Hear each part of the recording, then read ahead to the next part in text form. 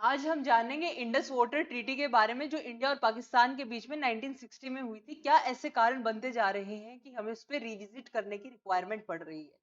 Second, हम देखेंगे कि आपके जो हाई कोर्ट में जजेस की वैकेंसी पेंडिंग है उसमें क्यों डिले हो रहा है, इसका रीजंस देखेंगे हम। ठीक है, तो हेलो एवरीवन, कैसे हैं आप सभी। आप सभी का स्वागत है डॉक्टर अमित आईएएस एकेडमी के डेली इनिशिएटिव यूपीएससी समाचार में। आज हम देखेंगे 21 सितंबर के न्यूज़पेपर एनालिसिस को। जैसे आपको पता है, हम पहले कुछ प्रीलिम्स की एडिटोरियल की न्यूज करेंगे, जो प्रीलिम्स फैक्ट के रिगार्डिंग में जो आपके प्रीलिम्स के लिए इंपॉर्टेंट हो जाती है। फिर हम देखेंगे एडिटोरियल डिस्कशन करेंगे जो आपके मेंस के लिए इंपॉर्टेंट हो जाता है। तो लेट्स स्टार्ट। जो बच्चे फर्स्ट टाइम आए हैं उनके लिए इंफॉर्मेशन है कि पिछले 3 सालों में हमारे एकेडमी ने 108 सिलेक्शन दिए। 2024 में आपके 51 सिलेक्शन हुए थे। 2023 में 24 सिलेक्शन थे, जिसमें अनिल कुमार हैं, वो हमारी एकेडमी के ऑफलाइन स्टूडेंट रहे हैं। जो बच्चे एचसीएस के लिए प्रिपेयर कर रहे हैं उनके लिए हमारी एकेडमी ने न्यू बैच लॉन्च कर दिए हैं। जैसे अभी अभिमन्यु बैच आपके हाल फिलहाल में चल रहा है, जिसमें आपको प्रीलिम्स, मेंस और इंटरव्यू फुल फ्लेश्ड आपको इनकी तैयारी करवाई जाएगी। आपको ऑफलाइन और आप यहाँ पे आके भी लिख सकते हैं और ऑनलाइन अपने घर बैठे भी इसकी तैयारी कर सकते हैं। हिंदी और इंग्लिश दोनों मीडियम में ये अवेलेबल है। आप इन नंबर पे जाके भी कांटेक्ट कर सकते हैं। डिस्क्रिप्शन में लिंक मेंशन है इसका, और हमारी एकेडमी का ऐप है डॉक्टर अमित आईएएस एकेडमी करके, उसको भी इंस्टॉल करके आप वहां पे इसकी पूरी इंफॉर्मेशन देख सकते हैं। तो आज हम स्टार्ट करते हैं हमारे डेली न्यूज़पेपर एनालिसिस में, यूपीएससी समाचार में 21 सितंबर के न्यूज़पेपर को। देखो, इंडेक्स में हमारे क्या है, फर्स्ट न्यूज है पेज नंबर 3 में हो जाती है आपकी, कि सुप्रीम कोर्ट ने बोला है, सुप्रीम कोर्ट आस्क रवनाथ not to interfere in 2015 case for votes cases. इसमें बेसिकली क्या बोल रहा है आपके, इसमें बोल रहा है कि सुप्रीम कोर्ट ने जो ये चीफ मिनिस्टर है इनको बोला है कि जब आपको कोलिजियम रिकमेंड कर रहा है बार बार किसी भी जज का नाम, तो आप उसको अपॉइंट करें। यानी आप जो इंडिपेंडेंसी है कोलिजियम की उसको हैम्पर ना करें, उसके रिगार्डिंग ये आपका आर्टिकल हो जाता है। सेकंड हमारा है indigenous heavy water reactor attain criticality. इसमें क्या बोल रहा है कि कैसे आपका जो क्रिटिकलिटी का मतलब क्या होता है कि एक आपका अगर जैसे फिजन होता है, फिजन में क्या होता है, आपका एक पार्टिकल है, जो आपका एटम है वो दो में डिवाइड होगा, दो से वो तीन में डिवाइड होगा, तो एक कंटिन्यूअस साइकिल होती है। और उस कंटिन्यूअस साइकिल में क्या हो रहा है कि आपकी एनर्जी जनरेट हो रही है। तो ये वो लेवल अटेन कर लिया है हमारे एक इंडिजीनियस हैवी वाटर, उसका नाम देखेंगे, और इससे पहले किस किस इंडिजीनियस ने ये अटेन किया है वो देखेंगे, और वो आप मुझे बताओगे, है ना।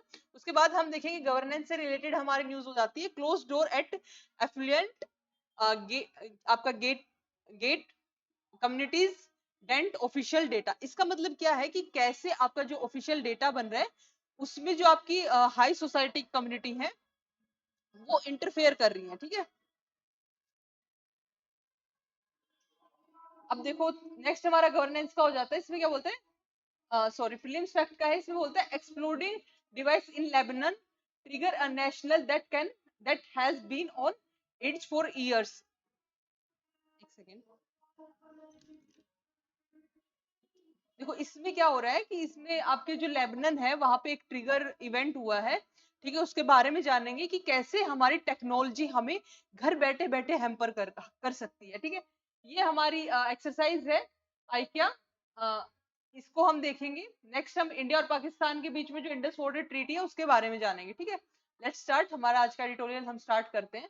The Supreme court has राइज्ड concern over the governments delays in appointing judges, particularly ignoring names retreated by the collegium। जैसे कोलिजियम आपका नेम बताता है कि इस आपको, जैसे आपकी प्रोसेस क्या होती है, कोलिजियम होता है। 1993 में हमने जो अपॉइंट किया था कि कोलिजियम आपका बनेगा, वो कोलिजियम क्या करता है, रिकमेंड करता है कि आप इसको जज बनाओगे गवर्नमेंट को। फिर गवर्नमेंट उनके बेस पे उन्हें क्या बनाती है, जज बनाती है। लेकिन इसमें क्या बोल रहा है सुप्रीम कोर्ट की डिले, इसमें डिले हो रहा है आपकी प्रोसेस में।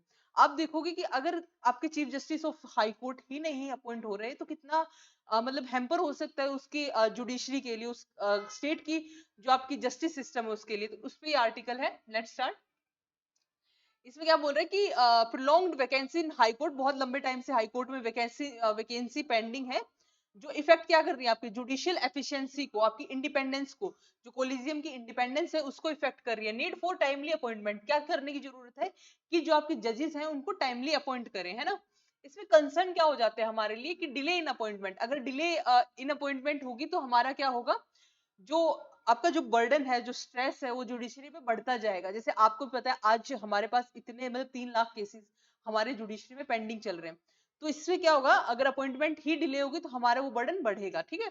दूसरा क्या बोल रहा है, अंडरमाइनिंग जुडिशियल इंडिपेंडेंसी। जो जुडिशियल इंडिपेंडेंसी है, आपने थर्ड जज केस में देखा होगा कि जुडिशरी अपने जजेस की अपॉइंटमेंट खुद करेगी, मतलब वो एक इंडिपेंडेंट बॉडी, कहीं ना कहीं उसकी जो इंडिपेंडेंसी वो क्या हो रही है, अंडरमाइन हो रही है। नेक्स्ट क्या बोल रहा है कि कोलिजियम स्टेटस। कोलिजियम स्टेटस है जैसे सर्च कमेटी होती है, recommendation can be selective, accept और इग्नोर।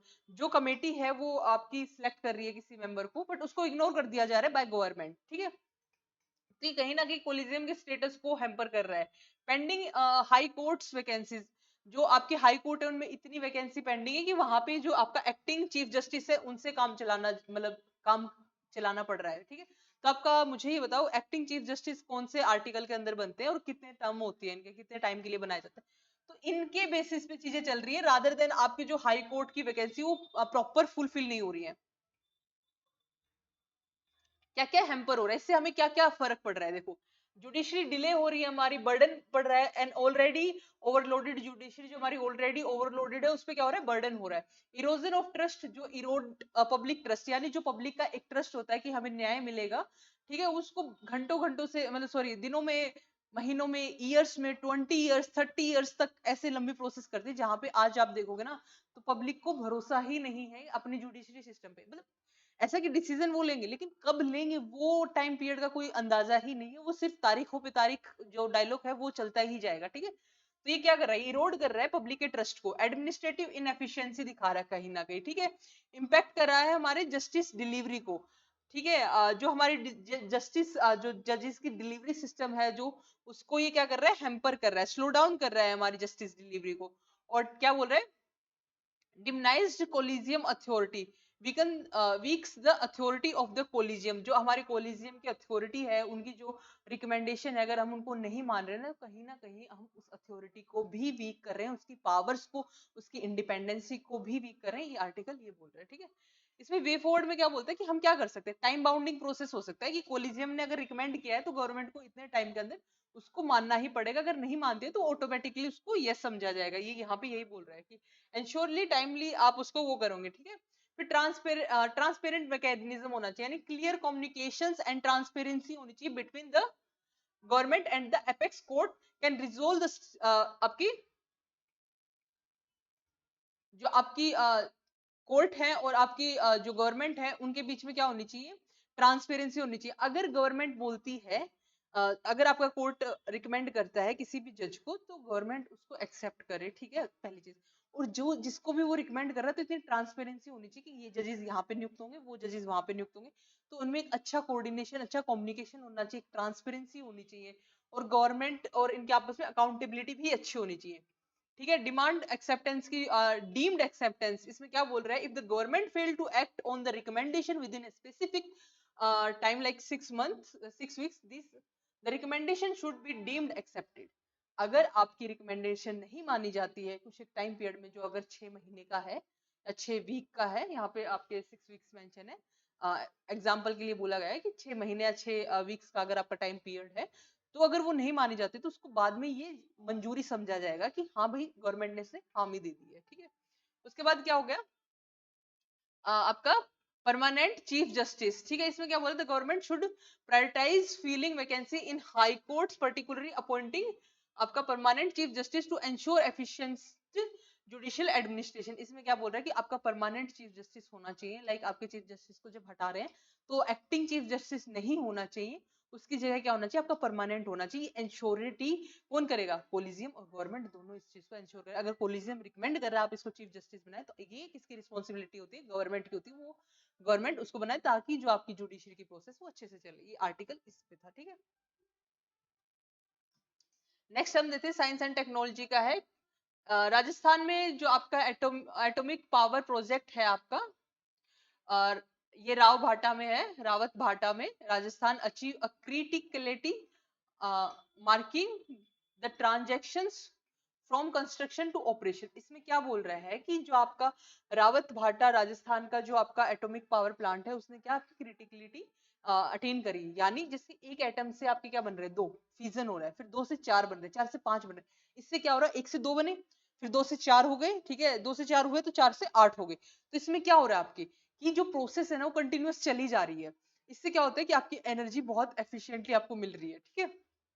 इसके बारे में हम देखेंगे कि थर्ड इंडिजीनियस है जिसने क्या की है, हैवी वाटर रिएक्टर है जिसने क्या किया है, अटेन किया है 700 मेगावाट, ये क्या करता है, एनर्जी बनाएगा। अब देखो प्रेशराइज्ड हैवी वाटर रिएक्टर के बारे में बता रखा है, इसकी डेफिनेशन बता रखी है कि use heavy water, D2O use करता है, एक नॉर्मल वाटर होता है H2O, उसकी जगह ये हैवी वाटर यूज करता है, जहां पे आपके हाइड्रोजन के मॉलिक्यूल्स है उनपे आपकी जो ऊपर फ्रीक्वेंसी जो आपकी वैकेंसी होती है वो 2 हो जाएगी, मतलब स्क्वायर में आ जाती है, तो उसको D2 बोलते हैं, यानी हैवी वाटर होता है। बेसिकली आपका कूलेंट का काम करता है, एज बोथ है coolant and a neutron moderator. ये किसका काम कर रहा है, जो आपका प्रेशराइज में हम हैवी वाटर की यूज कर रही है, जो आपकी जब आपकी एनर्जी बहुत ज्यादा रिलीज हो रही है तो उसको है ना कूल करने का, क्योंकि आपका टेम्परेचर इंक्रीज होगा, जब टेम्परेचर इंक्रीज होगा तो उसको कूल करने का काम करता है। तो किसका काम करता है, फंक्शन आ सकता है कि कूलेंट का काम करता है। नेक्स्ट किस टाइप का फ्यूल होता है, यूरेनियम एज ए फ्यूल इसमें यूज किया जाता है। कौन सी रिएक्शन होती है, फ्यूजन। अगर गलती से आ जाए फ्यूजन तो फ्यूजन नहीं होता है, फ्यूजन क्या होता है, आपके दो पार्टिकल मिलके एक बड़ा पार्टिकल बनाए। फ्यूजन कहाँ होता है, सन पे होता है। फ्यूजन हम अभी यहाँ पे यूज नहीं कर रहे हैं, यहाँ पे क्या होता है, फ्यूजन होता है एक पार्टिकल के आपके दो पार्टिकल हो, ठीक है। एटम बेसिकली पार्टिकल नहीं, एटम्स, ठीक है। इसमें क्या फिर आपकी सस्टेनेबिलिटी क्या है, वैरायटी ऑफ फ्यूल्स यूज हो रहे हैं इसमें, जैसे आपके यूरेनियम हो गया, थोरियम हो गया, है ना, इनहेंस लॉन्ग टर्म सस्टेनेबिलिटी के लिए। ऑपरेशन प्रिंसिपल क्या है, high pressure to prevent heavy water from boiling. आपका हाई प्रेशर उस पर लगाया जाता है ताकि आपके जो पानी है वो बॉयल ना हो, है ना, तो उसकी बॉइलिंग को रोकने के लिए। Heat transfer to steam generator, उसकी हीट ट्रांसफर हो जाती है स्टीम जनरेटर से, जिससे आपकी इलेक्ट्रिसिटी बनती है। एफिशिएंसी किसकी होती है, fuel efficient efficiency and capability to operate for longer duration between refueling। यानी रिफ्यूलिंग में क्या बोल रहा है कि आपकी जिससे एफिशिएंसी क्या होती है, बेटर एफिशिएंसी होगी। कैसे, आपका एक एटम है वो तुरंत 2 में टूट रहा है, वो तुरंत 4 में, मतलब ये प्रोसेस कंटिन्यू चल रही है, तो इससे आपकी एफिशिएंसी क्या आएगी, आपकी एनर्जी बार बार जनरेट होती जाए, तो इससे आपकी एफिशिएंसी इंप्रूव होगी, ठीक है। अब डिजाइन फीचर्स में क्या है इसमें कि multiple barriers to prevent the release of radioactive material. जो आपका यूरेनियम यूज किया है तो उसके बाहर बहुत सारी शील्ड्स यूज होती है, जिससे वो आपका मटेरियल है वो बाहर ना आए, यानी लीक ना करे, है ना। तो इसके लिए आपके क्या ये सेफ्टी मेजर्स है, कुछ डिजाइन फीचर्स में मल्टीपल बैरियर्स हैं जिससे आपका यूरेनियम बाहर ना आए।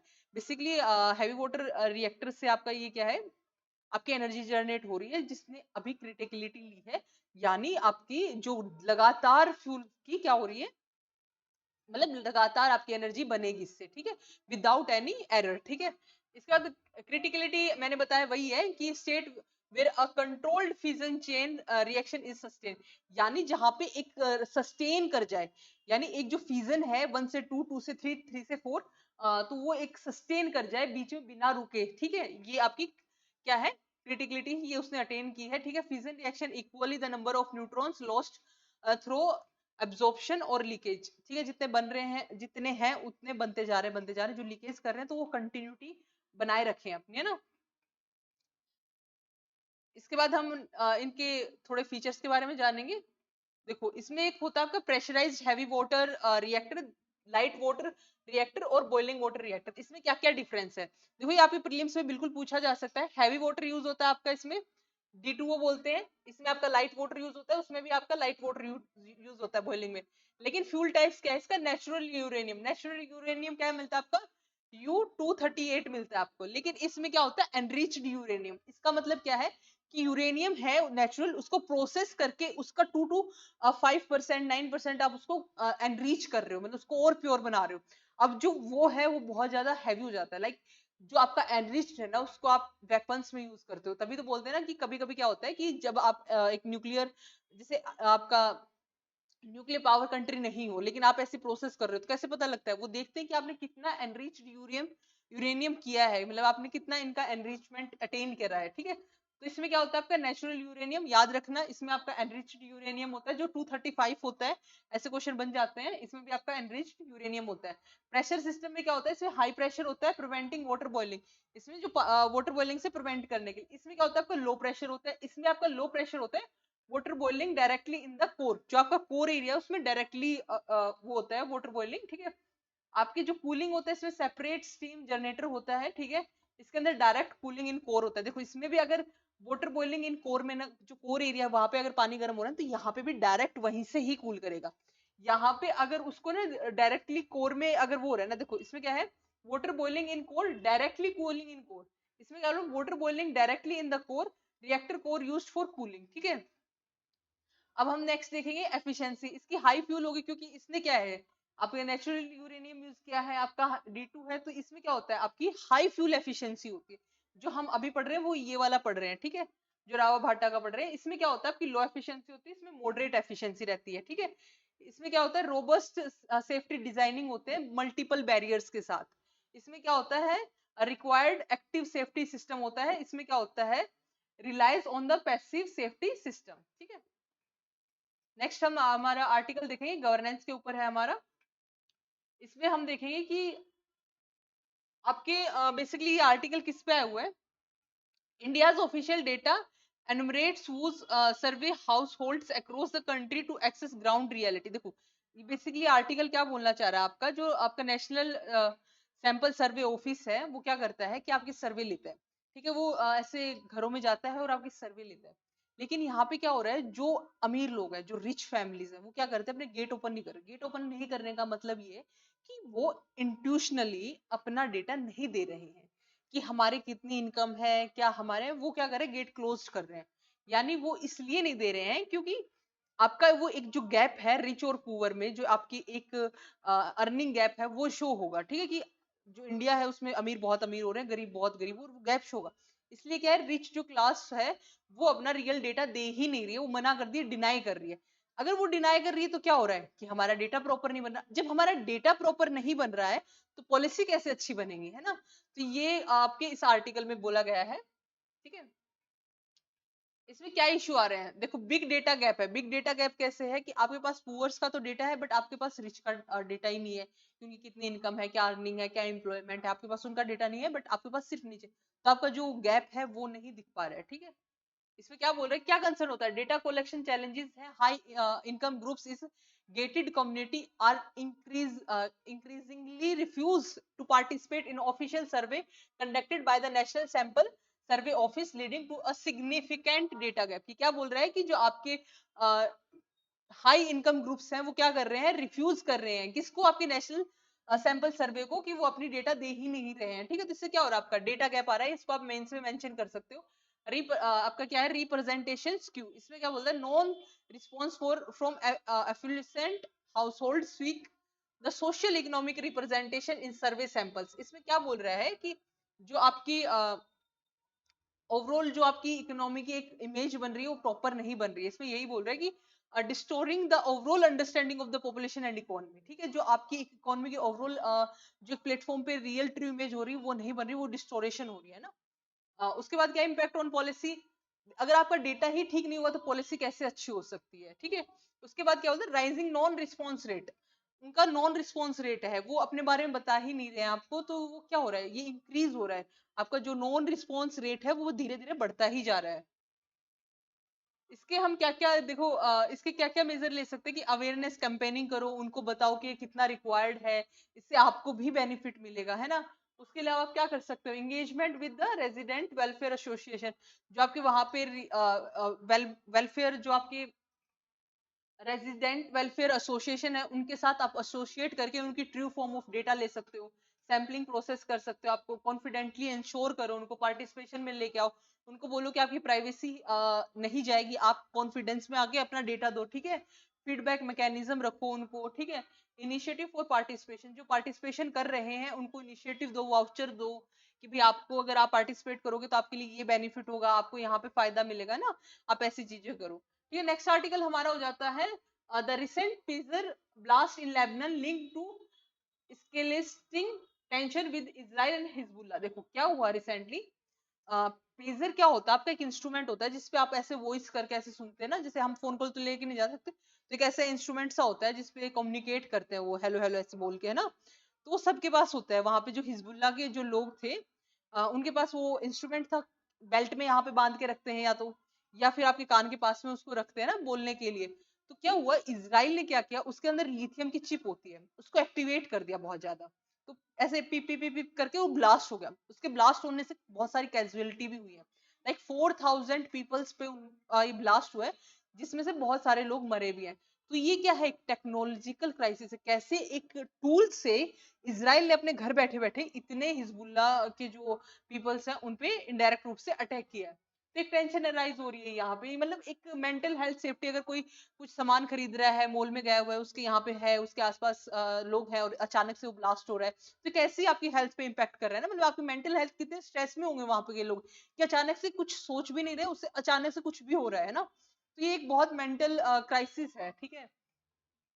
देखो इसमें हमारे लिए बेरूट इसकी कैपिटल है। यहाँ पे भी आपने 2020 में ब्लास्ट देखा था, जो एक अमोनिया था, इसमें बहुत सालों तक प्रिजर्व रह गया था, उसमें भी पूरी कैपिटल में बहुत ज्यादा लॉस हुआ था, बहुत सारे लोग मरे थे। कल मैंने आपको ना गोल्डन हाइट्स का क्वेश्चन पूछा था, तो ये सीरिया, इजराइल और आपके लेबनन और नीचे पैलेस्टीन के बीच में है, ठीक है। तो ये आपके लिए इंपॉर्टेंट हो जाता है, यूपीएससी में ऐसे क्वेश्चन आते हैं। और आपके लेबनन की किसके साथ बाउंड्री शेयर हो रही है, आप वो भी इसको देख सकते हैं। उसके बाद हमारे लिए क्या इंपॉर्टेंट हो जाता है इसमें कि ये कैसे, जो आपने अभी इसका पेजर वाला क्राइसिस देखा कि कैसे इजराइल ने पेजर एक इंस्ट्रूमेंट से आपके इतने लोगों को वहां पे हार्म किया है। तो इससे क्या इकोनॉमिक कोलैप्स देखने को मिल रहा है कि सेवरल इकोनॉमिक क्राइसिस चल रहा है लेबनान में। पहले ही उनकी इतनी अच्छी कंडीशन नहीं है, ऊपर से हम एक और अटैक वहां पे फेस कर रहे हैं वो लोग, है ना। पॉलिटिकल पैरालिसिस है, 2 साल तक वहां पे कोई प्रेसिडेंट रूल ही नहीं कर पा रहा है, ठीक है, मतलब ऑलमोस्ट 2 ईयर हो गया वहां पे कोई गवर्नमेंट प्रॉपर नहीं है। सिक्योरिटी थ्रेट है, ठीक है, आपके वहां पे मेंटल हेल्थ क्राइसिस है, पहले वहां पे एक ब्लास्ट हुआ था उनकी कैपिटल में, फिर अब ये अटैक है, तो ये उनकी है ना जो मेंटल एक पीस है उसको हैम्पर कर रहा है। पब्लिक सेफ्टी कंसर्न है, ठीक है, इतने अच्छे हॉस्पिटल नहीं है, इतनी अच्छी सर्विस नहीं है, और अब इतने 4000 केसेस हैं, उनको भी हॉस्पिटलाइज करना पड़ेगा। तो explosion from drives heavy lead to widespread fear है, एक सब में एक फियर की भावना पैदा हो गई है ना। हेल्थ केयर स्ट्रेन है, ओवरवेल्ड एंड अन प्रिपेयर्ड था, ठीक है, ऐसे मतलब उस सर्विस के लिए बिल्कुल अनप्रिपेयर्ड था कि उनको हेल्थ केयर को ही नहीं पता था ऐसा कुछ हो जाएगा। तो ये हमारे लिए कंसर्न है, ठीक है। अभी देखो एक्सरसाइज है, अकाय आई क्या आपकी एक्सरसाइज है। देखो एक हमें इंपॉर्टेंट क्या हो जाता है, किस चीज से रिलेटेड है, तो आपकी नेशनल डिजास्टर मैनेजमेंट अथॉरिटी से रिलेटेड है। इसने कोलैबोरेशन किया है किसके साथ, southern commandant of Indian army organise 2 day national symposium आपका है ये, ठीक है। तो इसमें अकाई आपकी एक एक्सरसाइज है, किससे, आपके डिजास्टर मैनेजमेंट अथॉरिटी से रिलेटेड हो जाती है। चेन्नई में ये हुई है आपकी, ये इंपॉर्टेंट हो जाता है आपके, चेन्नई में ये हुई है प्रीलिम्स फैक्ट के रिगार्डिंग में। और देखो इसका मतलब होता है वननेस, ठीक है। इसमें क्या हुआ है, पेनिनसुला जो आपका रीजन है इंडिया का, उसके 6 साउदर्न स्टेट्स थे, तमिलनाडु, केरला, कर्नाटका, आंध्र प्रदेश, तेलंगाना, पोंडुचेरी ने मिलकर किया है। और ये आपकी ऑर्गेनाइजेशन इन्वॉल्व थी, आपकी इंडियन मेट्रोलॉजिकल डिपार्टमेंट हो गया, नेशनल रिमोट सेंसिंग सेंटर हो गया आपका, Indian national centre for ocean information serving हो गया, सेंटर वाटर कमीशन हो गया, है ना, आपके फॉरेस्ट सर्वे हो गया, आपका ज्योग्राफिकल सर्वे हो गया, आपका डिपार्टमेंट ऑफ टेलीकम्युनिकेशन, इन सब ने मिलकर ये किया है। बेसिकली ये किसी दूसरी कंट्री के साथ नहीं है, हमारी ही कंट्री के साउदर्न रीजन में स्टेट से मिलकर किया है। और डिजास्टर मैनेजमेंट ने हेल्ड कराया। किस पर्पस क्या था इसका, कि जो सुनामी है, लैंडस्लाइड है, फ्लड है, साइक्लोन है, इन सब से बचने के लिए इसका फंक्शन है। नेक्स्ट हमारा एडिटोरियल हो जाता है, ये आप 2 क्वेश्चन देखो। देखो present an account of the Indus water treaty and examine it's ecological, economic and political implication in the context of changing bilateral relation. कैसे बायलैटरल रिलेशन में चेंज हो रहे हैं, उसमें इंडस वाटर ट्रीटी हमारे लिए कैसे इंपॉर्टेंट हो जाती है, हमारा क्वेश्चन था। आप एक बार इस क्वेश्चन को भी देख लें। देखो कॉन्टेक्स्ट क्या है, India has escalated its demand for renegotiating the Indus Water Treaty with Pakistan। इसमें क्या बोलता है, unresolved dispute and modern challenges like climate change. देखो आर्टिकल क्या बोलता है, ये आपका एडिटोरियल आर्टिकल ये बोल रहा है कि आपका इंडस वाटर ट्रीटी 1960 में हुई थी। 1960 में जब वो हुई थी तो इंडिया और पाकिस्तान के बीच में रिवर्स को डिवाइड कर लिया गया था कि इतना परसेंट आप इस इन वाटर का रिवर्स का आप यूज करोगे, इतना हम करेंगे, ठीक है। लेकिन अब क्या हो रहा है, क्लाइमेट चेंज हो रहा है, वाटर की जो आपकी सप्लाई है वो कम आ रही है, उतना प्रॉपर आ नहीं है। धीरे धीरे क्या कर रही है, रिवर्स अपना क्या करती है, अपना पाथ चेंज करती है। वो तो नेचर है, उसको तो नहीं पता ये पाकिस्तान में जाके मिलूंगी कि मैं इंडिया में मिलूँ। वो क्या कर रही है, अपना पाथ चेंज करे। उसके हिसाब से इंडिया क्या बोल रहा है, इंडिया ने 4 टाइम पाकिस्तान को बोला है कि लेट्स रिविजिट, हम उनको दोबारा देखते हैं कि क्या हमारी रही थी, अब हम उस पर दोबारा काम करते हैं। बट पाकिस्तान ने इसको बार बार मना कर दिया, ठीक है। पाकिस्तान ने बोला होल्ड रखते हैं अभी, इंडिया ने दोनों अभी इनका होल्ड पे ही है, ठीक है। देखो हिस्टोरिकल क्या रहता है, हमारे 1960 में इंडिया वाटर ट्रीटी थी, ठीक है। डिस्प्यूट था इसमें 2 सिग्निफिकेंट केसेस। देखो यहाँ पे हमने देखा कि 2 केसों में इंडिया क्या हो गया था, जीत गया था, विनिंग हो गया था, मतलब इसमें एक आपका बगलिहार डैम प्रोजेक्ट में इंडिया के फेवर में डिसीजन आया था, दूसरा आपका नीलम प्रोजेक्ट 2013 में इसके रिगार्डिंग में प्रोजेक्ट आया था। लेकिन अभी दो है आपका, रातले प्रोजेक्ट है और कृष्ण गंगा प्रोजेक्ट है। आप मुझे बताओ ये कौन सी रिवर्स पे, ये इंपॉर्टेंट हो जाता है, ये आपकी यूपीएससी और एसएस दोनों के लिए इंपॉर्टेंट है। तो कौन सी रिवर्स के ऊपर लोकेट कर रहे हैं दोनों प्रोजेक्ट, ये आप मुझे कमेंट करके बताओ। देखो अभी क्या हुआ है कि देखो इसका एक चीज मैं इंपॉर्टेंट बता देती हूँ, क्या इसमें से पूछा जाता है कि इंडस वाटर ट्रीटी में कौन सी रिवर्स पाकिस्तान के पास गई है, कौन सी इंडिया के पास गई है। तो देखो सबर रखा इंडिया ने, SBR, ठीक है, सतलुज, ब्यास और आपकी Ravi. Chief justice of India किसका है, आपकी चेनाब, इंडस और झेलम किसके पास गई है, आपकी पाकिस्तान के पास। तो chief justice of India Pakistan के पास गया है और सबर किसके पास आया है, इंडिया के पास आया है। इसको न्यूमोनिक से याद रख सकते हैं, ठीक है। टेंशन है वो डिप्लोमेटिक रिलेशनशिप में है हमारी, ठीक है, इंडिया पाकिस्तान के रिलेशन है वो लाइन ऑफ जो कंट्रोल है, सीज फायर है, ठीक है, हमारे मतलब इसमें सारे यही मेंशन है कि हमारे उसके साथ रिलेशन अच्छे मैनेज नहीं हो पा रहे हैं। 2022 के बाद तो और भी खराब हो गए थे, हमारे बॉर्डर्स पे सीज फायर हो रही है, उरी हो गया, आपका पुलवामा अटैक हो गया ना, ऐसे सिनेरियो में हमारी इंडस वाटर ट्रीटी पे बात नहीं हो पा रही। मतलब हमारी जो एक एंगेजमेंट थी हमारी दोनों देशों की, जिसे हमारी बस वहां तक जाती थी, हमारी बस सर्विस थी वो भी हमने बंद कर दी थी, और हमारे जो ट्रेड फैसिलिटीज, जो इंडिया से ट्रेड जा रहा था बाहर, हमने वो भी बंद कर दिया था। तो ये क्या था, हमारे जो बायलैटरल रिलेशन थे वो ऑलमोस्ट बिल्कुल नल हो गए थे। अब कैसे हम इंडस वाटर ट्रीटी पे कंटिन्यू कर सकते हैं, तो यहाँ पे बोल रहा है कि आपकी संघाई कोऑपरेशन ऑर्गेनाइजेशन अक्टूबर 2024 में हेल्ड होगा, वहां हम देख सकते हैं कि इस पे बात होगी कि नहीं होगी, ठीक है। रीजन यही है कि इंडस वाटर ट्रीटी को हम क्यों कर रहे हैं, कि क्लाइमेट चेंज हो रहा है, ठीक है, रेन्यूएबल एनर्जी की रिक्वायरमेंट हो रही है और हाइड्रो पावर पावर की हमें रिक्वायरमेंट पड़ रही है, इसलिए 64 इयर्स ओल्ड हमारी जो ट्रीटी है उसको हमें रिविजिट करने की रिक्वायरमेंट है, ठीक है। आपके कुछ क्वेश्चंस हैं इसमें, बोला nuclear power plant, first question हमारा, nuclear power plant that have achieved criticality, कौन से न्यूक्लियर पावर प्लांट्स ने जो इंडिजीनियस है उन्होंने क्रिटिकलिटी अचीव कर ली है। आज हमने एक देखा, नेक्स्ट आप मुझे बताओ इससे पहले कौन कौन से रहे। Lebanon shared its border with, Lebanon के बॉर्डर किस किस कंट्री के साथ शेयर होते हैं ये आप बताओ। फिर ठीक है, public order is subject of which list, जो आपका पब्लिक ऑर्डर है वो कौन सी लिस्ट का सब्जेक्ट है।